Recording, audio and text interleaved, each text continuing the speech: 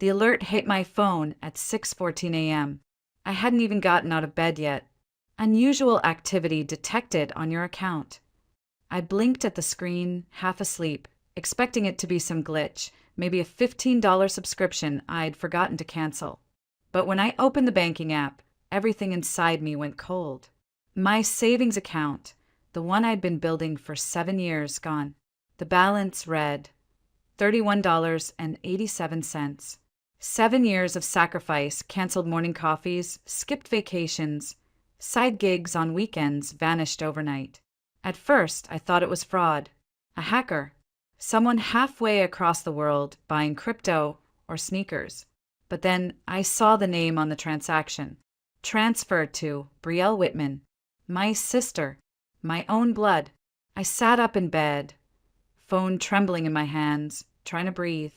I scrolled again to make sure I wasn't hallucinating. The transaction wasn't pending. It had cleared. $45,810. I couldn't move. I couldn't speak. I could only stare at the name I knew better than my own, burned into the confirmation screen like a brand. How? 3 days earlier, Brielle had called while I was at work. Her voice had been rushed sweet. "Hey sis, Grandma sent an engagement gift to the wrong account. Can I forward you the details? I just need to verify a code real quick." I'd been busy. I didn't even ask questions. Just texted her the authentication code like she asked, trusting her without hesitation. And now, it wasn't just about the money. It was about what it represented. That money was my escape hatch, my one-way ticket to independence. After years of being the invisible child in a family that orbited around Brielle's whims, that account was the only thing that belonged to me. I had spent my 20s working 2 jobs, full-time at a communications firm and part-time freelance editing just to stay ahead. While Brielle bounced between relationships and failed business ideas, I saved. I planned. I built a safety net no one could touch. Until she did. Growing up in Charleston, I was always the quiet one. Brielle was the golden child, beautiful, dramatic, endlessly adored. Even as kids, I knew my place. In school pictures, she stood center stage in floral dresses and perfect bows. I was the one behind her, holding her coat, wearing last season's hand-me-downs. If she cried, everything stopped. If I cried, I was told to stop making things harder. When I brought home straight A's, my father nodded and asked if I could help Brielle with her essays. When she barely graduated, they threw her a surprise party. Still, I kept trying, hoping that if I just worked harder, stayed quieter, they'd see me too. But they never did. Everything went to Brielle. The bigger bedroom, the newer car, the tuition to a private college she never finished. I went to a state school on scholarship, worked nights, and graduated with 0 debt. It wasn't glamorous, but it was mine.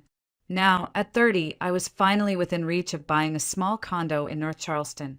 It wasn't much, but it would have been mine. My walls, my keys, my freedom. And she took that from me. I didn't cry. Not then. I got up, showered like a robot, and went through the motions. But my mind burned with one question. Why would she do this? And somewhere underneath the grief, a second question emerged, darker, sharper. What would I do about it? Because Brielle thought I would stay silent. She always had. She thought I would cover for her again and again. But this time she made one mistake. She forgot I knew something she didn't think I'd ever use. A secret about Damien Langford. Her perfect fiancé, her ticket to a fairy tale wedding. And if she didn't give me back what she stole, I was finally ready to burn the fairy tale down. 3 days before Christmas, Brielle arrived at our parents' house like a scene from a holiday commercial. Coat swinging off her shoulder, red lipstick immaculate, heels clicking confidently on the hardwood floor. And trailing behind her, with the kind of practice charm that made everyone's voice lift half an octave, was Damien Langford. Tall, tailored, every inch of him screamed success. His navy wool coat probably cost more than my monthly rent. His smile was straight from a billboard. White, symmetrical, just shy of believable. "This is Damien," Brielle announced, spinning her engagement ring like a debutante in a pageant. My fiancé. My mother gasped audibly, hands flying to her chest. My father stood and shook Damien's hand like he'd just been introduced to royalty. Me, I just nodded, because I had seen men like Damien before. Smooth hands, smooth talk, and always, always, eyes that scanned a room like a stock report. And he was doing it now, right in front of everyone, smiling politely at Brielle while his gaze darted quickly over our family's modest decorations. The worn armchair, the chipped serving dishes. Assessing, calculating. Leah, he said, turning to me, Brielle's told me so much about you. Only the good parts, I hope, I said lightly. He laughed. It didn't reach his eyes. Over dinner, Damien charmed everyone. He talked about his real estate development firm downtown, the penthouse he was remodeling, his newest project along the Battery. My father nodded with admiration. My mother blushed when he complimented her cooking. Brielle was glowing beside him, touching his arm as she told stories that revolved entirely around herself. I sipped my wine and watched them both, wondering what exactly he saw in her, or more precisely what he was after. The thing about Brielle is she's magnetic. Always has been. People want to believe her version of reality because it's more entertaining, more dramatic, shinier than the truth. And Damien, for all his polish, seemed to be under that same spell. But something about him bothered me. The way he touched his phone every few minutes, even when she wasn't looking. The way he looked at the engagement ring, not with affection but appraisal. Later that night, I was in the kitchen rinsing dishes while my mother gushed about how lucky Brielle was to find a man like Damien.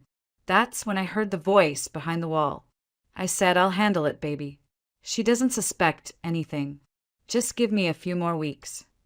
His voice was low, tight, smooth but not for our ears. I froze. The faucet kept running as I strained to hear more. Footsteps. Then nothing. When I returned to the living room, Damien had his arm wrapped around Brielle's shoulders like nothing had happened. She leaned into him, laughing at something my father said about wedding venues. I sat down slowly, every instinct in me screaming that something wasn't right. But what could I say? That I heard him whispering baby to someone who wasn't my sister? That the man she just introduced to our family as her future husband might be juggling other futures somewhere else? I stayed quiet, like always, told myself I was overthinking, told myself I didn't want to ruin Christmas. Over the next few days, Brielle kept sending me Pinterest boards and floral mood boards, demanding my opinion like I was her wedding planner, not the sister she'd barely spoken to in months. Damien never came up again, but his voice did. That sentence, that tone, it haunted me in the quiet. Then came the Tuesday morning, 1 week later, when I woke up to find my savings gone and her name on the transaction. That's when it clicked. Damien wasn't just charming. He was expensive. And Brielle, for all her designer handbags and brunches she couldn't afford, had finally run out of magic tricks. She didn't just want a dream wedding. She wanted to buy her place in Damien's world. And she did it with my money. What she didn't know, what neither of them knew, was that I'd seen behind the curtain. I knew the man she was marrying wasn't who he claimed to be. And if she wanted to gamble with my life savings, she was about to find out what happens when the quiet sister stops being quiet. By the time I reached her apartment, I was running on fumes. No food, no sleep, just pure, vibrating disbelief. I barely remembered the drive. Charleston's early morning haze had blurred into a tunnel of red lights and static, and when I pulled up to her building, I sat behind the wheel for a full minute, just breathing. Then I marched through the glass doors like a woman with a purpose. The doorman, familiar from past visits, smiled and waved me up without question. He had no idea he'd just let us storm into the building. Her place was on the top floor, of course. Brielle always had to be elevated above it all, even if she couldn't afford the view. When she opened the door, she looked surprised. Not guilty, just annoyed, like I'd interrupted her manicure. "It's early," she said flatly, blocking the entrance with her body. What's going on? I didn't answer. I pushed past her. Inside, it looked like a bridal magazine had exploded. Swatches of white tulle and ivory satin draped across the couch. Empty espresso cups on the marble counter. A wall of sticky notes color-coded by vendor. And at the center of it all, a silver MacBook displaying a massive spreadsheet labeled Wedding Budget Final. I turned to her slowly. Where's my money, Brielle? She closed the door behind me with an exaggerated sigh. Okay, so, I was going to tell you. Tell me what? That you stole $45,000 from my account. My voice cracked on the number. Saying it aloud made it real, too real. She flopped onto the couch, dramatically, like this was just another one of our teenage spats over closet space. Oh my God, don't be so melodramatic. I borrowed it. I stared at her. Borrowing requires permission. She rolled her eyes. Would you have said yes? No, exactly. She smiled like she'd made a point that should end the conversation. I didn't move. That was my down payment, Brielle. My future. You took it without even asking. We needed the deposit for the Fairmont, she said, picking at her cuticle. You know how quickly they book up. Nathan's firm is asset-rich, not liquid. He couldn't front the cash immediately. So you stole it from me. Her tone sharpened. It was an emergency. You're not poor, Leah. You make good money. You can save it back. Eventually. I couldn't believe what I was hearing. It took me 7 years. She stood abruptly. Why are you being so selfish? This is the most important day of my life. My hands curled into fists. You spent it on a Vera Wang dress.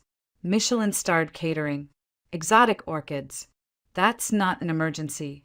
That's delusion. She laughed, a cold, clipped sound I'd never heard from her before. You're jealous. I blinked. Excuse me. You can't stand that I'm finally happy. That I found someone successful. Someone who loves me. Someone who wants to give me the life you'll never have. The words hit like open-handed slaps, each one heavier than the last. I opened my mouth, then closed it. Something inside me shifted in that moment. Not rage, not sadness. Something clearer. I walked to the counter and picked up my phone. I'm calling Nathan. She flew across the room and grabbed my wrist. Her grip was stronger than I expected. Don't you dare. I didn't pull away. He deserves to know where his wedding money came from. He already knows, she lied. No, he doesn't. Not if he thinks he's paying for it. Which, by the way, I don't believe. She stepped back, calculating. Then, quieter, more venomous. You wouldn't really do that. You don't have it in you. You sure about that? There was a pause. Then she smirked. You've never stood up to anyone in your life, Leah. Why start now? I walked to the door without another word. She called after me, sing-song and smug. Good luck getting Mommy and Daddy to take your side. But I wasn't going to my parents. I wasn't even going to cry, because Brielle just drew a line in the sand, and for once in my life, I was going to step over it. 3 months before the money disappeared, before the wedding invitations were printed and the designer gown ordered, I was at a digital marketing conference in Atlanta. It had been a whirlwind trip. 3 days of keynote panels, breakout sessions, and awkward hotel breakfasts. I was staying at the St. Regis, courtesy of my firm, and on my final night, I went down to the bar alone, needing something cold and sharp to take the edge off all the smiling. I saw him before I heard him. Damien, sitting in a quiet corner booth. Dimly lit, his back partially turned, but that jawline, that posture, that smug way of holding a glass, I recognized it instantly. But he wasn't alone. The woman beside him was beautiful, younger than Brielle, darker hair, legs crossed confidently beneath the table. They weren't talking like colleagues. His hand was on her thigh. Her hand toyed with the lapel of his suit. He leaned close to her ear and said something that made her laugh, the kind of laugh that wasn't polite, it was intimate. Familiar. I froze mid-step, my wine glass halfway to my lips. Then I heard her say it. What about your fiancé? Damien didn't flinch. Brielle's great for optics, he said, chuckling. But I'm not locking anything down yet. She fits the image. The ring, the house, the photos. But I'm still shopping. He kissed the woman then. Not a cheek kiss. Not a drunk mistake. A deliberate, lingering, practiced kiss. I should have walked away. I should have taken a picture. I should have said something. But instead, I just stood there, pulse roaring in my ears. That's when he saw me. His expression shifted in an instant. Recognition first, then calculation.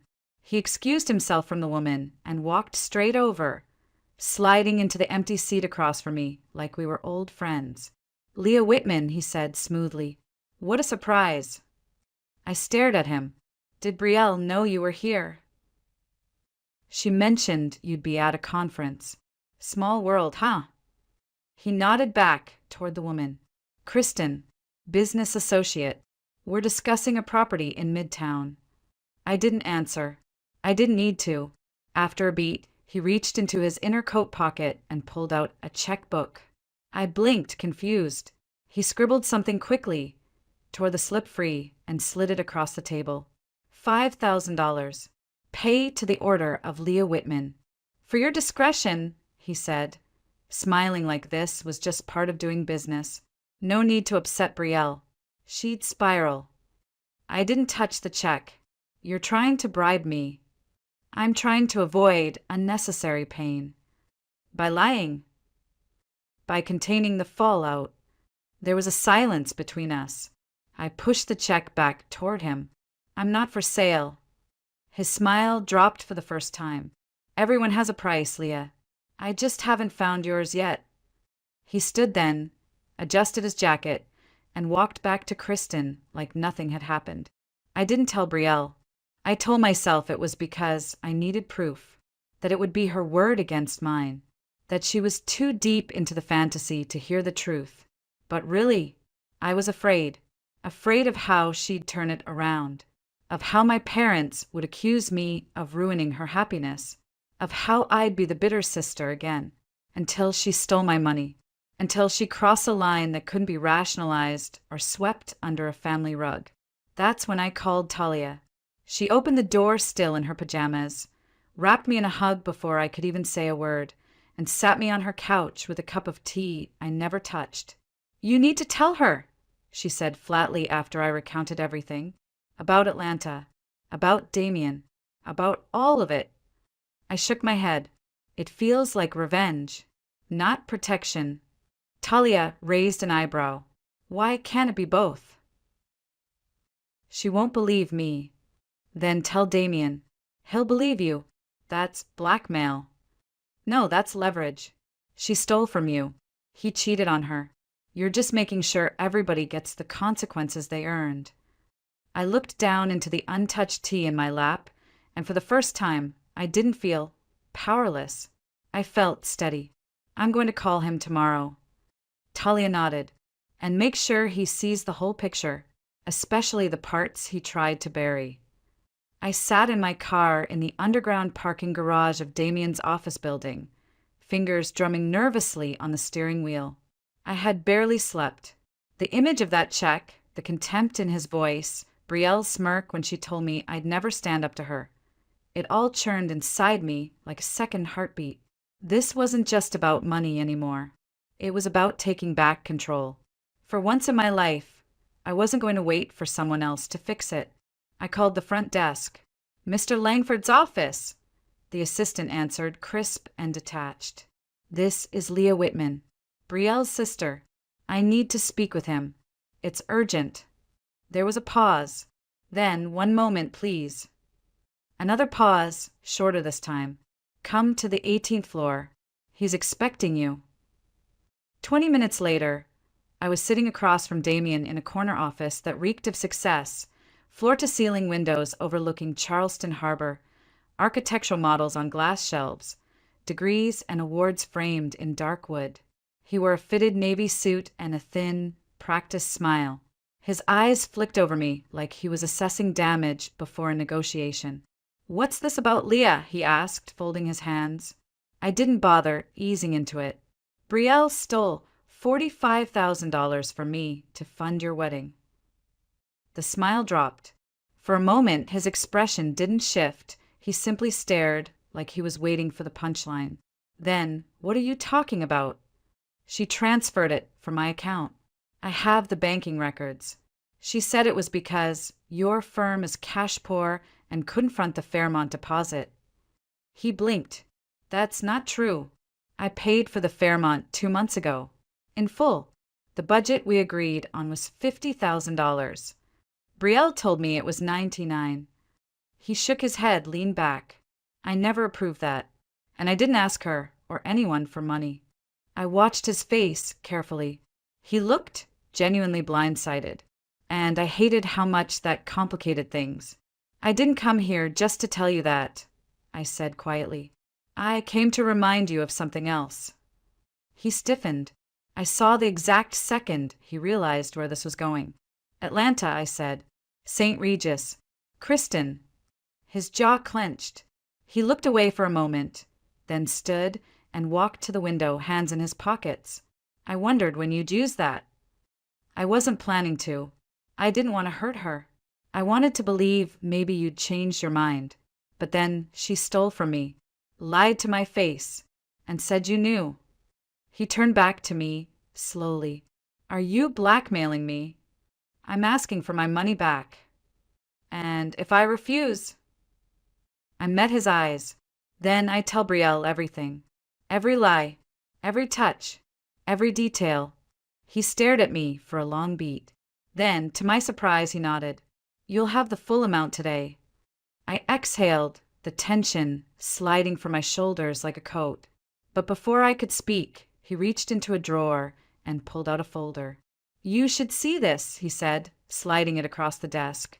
Inside, credit card statements, online gambling transactions, emails from debt collectors, pawn shop receipts, things Brielle had sold from his apartment. Thousands of dollars in losses. 3 maxed out cards. She's got a problem, Leah. A real one. I discovered all this last week. I was going to confront her after a deal closed. But now I looked up at him. So she's been hiding everything. He nodded. The shopping addiction, the gambling, it's worse than I thought. It doesn't excuse what you did in Atlanta. No, he said, voice low. It doesn't. That was a mistake I've regretted every day since. Kristen, that wasn't the only time. I wasn't ready for commitment. I let it go too far. So why propose? He sighed. Because Brielle pushed for it. Because I thought it looked good.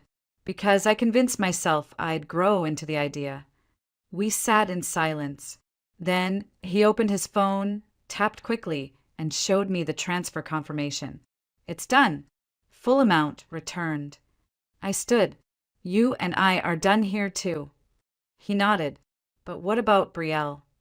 She needs help. He looked genuinely weary now. She needs a reality check first. As I turned to leave, my phone buzzed. Brielle, you told him, she hissed when I picked up. How could you? He already knew, I said calmly. You should have come clean. There was silence on the line. Then, come to my apartment, please. I didn't answer right away, because I wasn't sure if I was walking into a confession or the collapse of everything we'd ever pretended to be as sisters. The house looked exactly the same.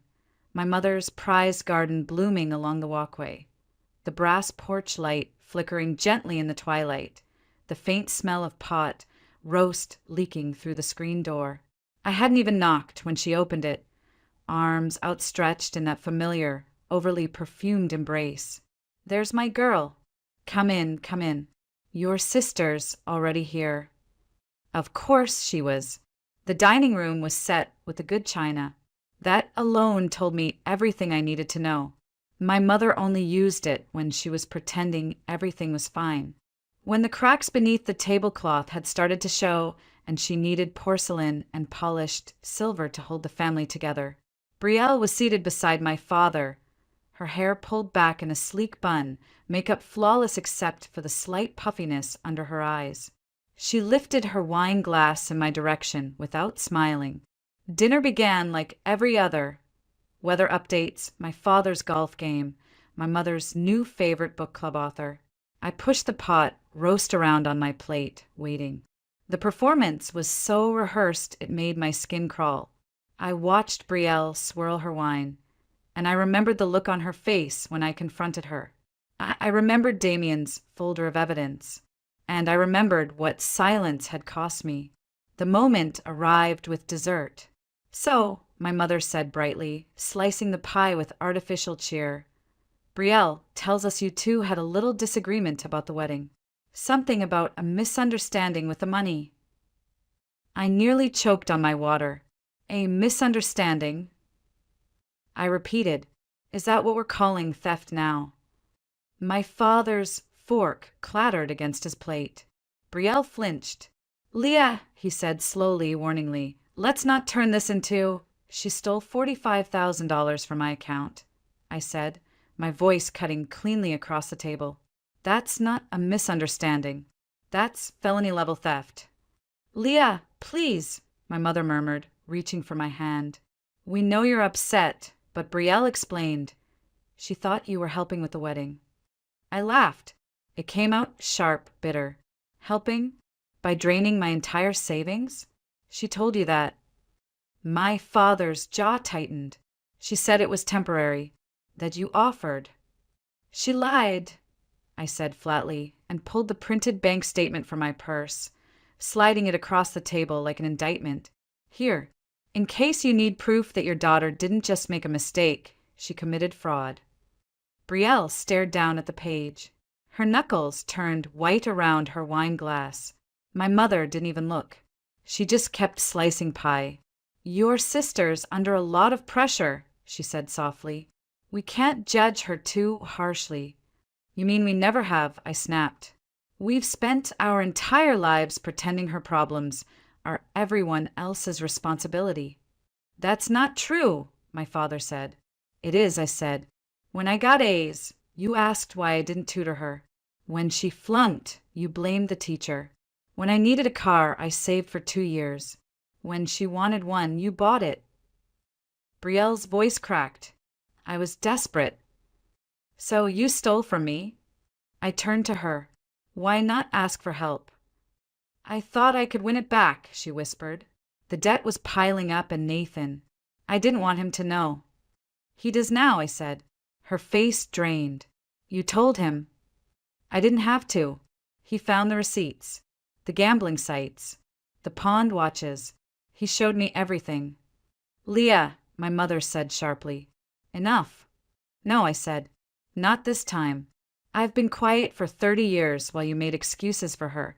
I've cleaned up every mess, smiled through every lie, sacrificed so she could have whatever she wanted. But this time she took my future. We've discussed it, my father said, suddenly formal. We're prepared to loan you the money until she can repay you. No, I said. I don't want your money. I want accountability. She's your sister, my mother said, tears in her voice. Yes, I said. She is. And that used to mean something. But now, it means I was an easy mark. Brielle slammed her glass down. I said, I'm sorry. No, I said, standing. You're sorry you got caught. That's not the same thing. I looked at my parents one last time, hoping, stupidly, that maybe this time they'd stand beside me. My mother shook her head. We thought we raised you to be more forgiving. I walked to the door, my voice calm. You raised me to be responsible. You raised her to believe she never had to be. And this time, I didn't look back when I left. 6 months later, I stood in the entryway of my new office, small, sunlit, and entirely mine. The door still smelled like fresh paint. A modest sign by the window read Whitman Communications. The business cards on my desk bore my name in silver foil, Leah Whitman, founder. I ran my fingers over the lettering, still in disbelief that something I built, something no one could take, had finally come to life. I hadn't taken a cent from my parents, not for the business, not for the condo in Mount Pleasant I'd put the down payment on just weeks after Damien wired the money back. I'd used what I saved, what I reclaimed, what I earned. Brielle, surprisingly, kept her promise. After the dinner that night, she called me. Once, twice, then went quiet. I ignored the messages at first, unsure whether I wanted distance or closure. Then, one evening, she showed up at my apartment unannounced. No makeup, no designer heels, just a girl in worn jeans and an oversized sweater, eyes red but steady. I need help, she'd said. No pretense, no spin, just that. And somehow, it was more shocking than the theft. She'd started therapy, joined Gamblers Anonymous, left the luxury apartment and moved into a one-bedroom near King Street that she could actually afford. Took a job as an admin assistant at a youth literacy nonprofit, which paid little but gave her something I'd never seen in her before, direction. At first, we only spoke during family therapy sessions. They were hard, brutal sometimes. My parents had to face truths they'd spent decades avoiding, about favoritism, enabling the quiet damage of always choosing one child over the other. My mother wept through most of them. My father spent weeks defensive before he finally said, "We thought we were protecting Brielle, but we were hurting both of you." Healing didn't happen all at once. Trust didn't return in grand declarations. It came in small, hesitant steps. A text without accusation, a coffee invitation with no agenda, a voicemail from Brielle that said, "I know it doesn't fix anything, but I'm proud of you." And now here we were, 6 months later, meeting for coffee on a gray Tuesday afternoon in a quiet cafe halfway between our offices. She was already seated when I arrived, hands wrapped around a ceramic mug, hair pulled into a loose bun that didn't try to be perfect. She looked real, human, not the curated version of herself she used to perform. "I ordered you a hazelnut latte," she said, nodding toward the cup waiting at my seat. "I remembered it was your favorite." I blinked. It shouldn't have meant so much, but it did. "Thanks," I said, sliding into the booth across from her.